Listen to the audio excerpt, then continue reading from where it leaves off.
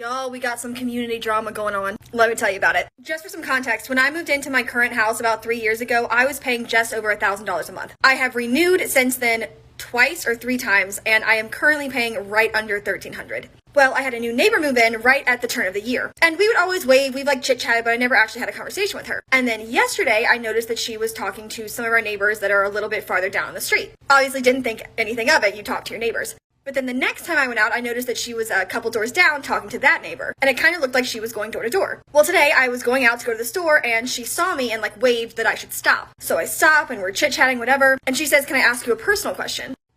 I suppose. She says, what do you pay in rent? And I tell her and I explain what it was when I moved in, etc. Her face goes bright red. She goes, that's what I thought. And I said, "If you don't mind me asking, why?" They are charging her almost $1,900 a month. And we all have the same one-bedroom model.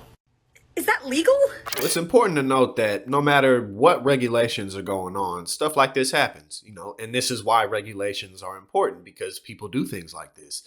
People arbitrarily raise prices. This is why you need regulations within the construction industry, because if it's cheaper to build something that's weaker, well, they'll do it because they'll make an extra buck. It's kind of our nature to be lazy and to find a way around things, and especially when money's involved. So this is why regulations are important. And, as we've talked about here, just rent prices going up all over the country. Sure, that's happening kind of on a universal plane, but you better believe that these landlords and, different types of real estate companies are just taking advantage of the situation and arbitrarily raising their prices more than they need to, just because, well, somebody will pay it. And unless they have the money to take it to court and keep it in court, then they probably will get away with it. And that's the truth. You can't just hold me hostage. We are not able to. I live here. I pay monthly.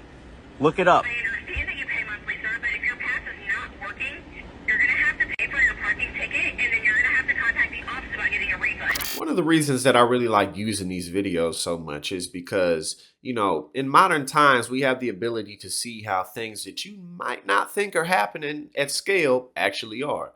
We live in a country of hundreds of millions of people. And so, if a couple of people are suffering from something in your neighborhood, you got to do the math. That could add up to millions of people around the country.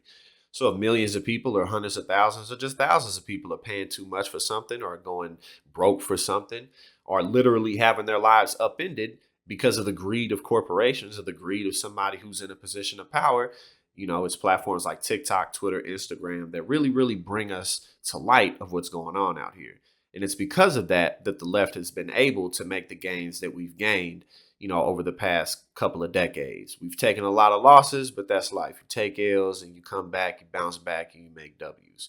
But I think that going forward, we really, really do have a huge opportunity to make some serious wins in terms of policy, because the Republican Party is so unpopular right now. Corporate Democrats are very unpopular. And with Biden, kind of inching his way into doing some liberal policies for giving student loan debt, things like that, people are going to be like, all right, more. Let's get more of this. So let's encourage more. What if I don't have any money? And I can take your name and number and leave it in the notes. But other than that, we cannot open the gate for you. So do whatever you got to do to lift the gate. We cannot open the gate, sir. You have to pay. This is absurd. Give them your name and number. I'll give you my name and number. But you're going to have to pay. I do apologize. Is that legal?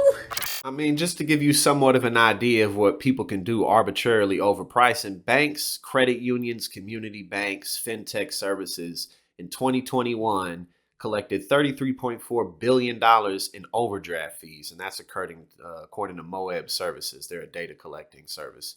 And they ran the checks. And pretty much any year you look at, it's like, oh, well, 2019, banks made $20 billion off overdraft fees. 2020, oh, yes, we brought in $30 billion.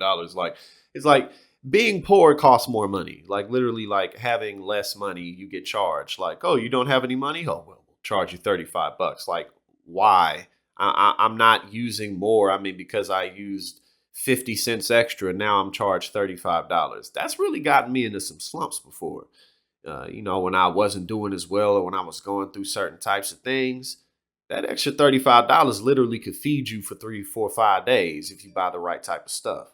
So, this woman who was paying an extra $500-$600 a month on her rent, that really, really adds up. So again, it's important that we keep our eyes on stuff like this, because this is how we're going to get real policy passed.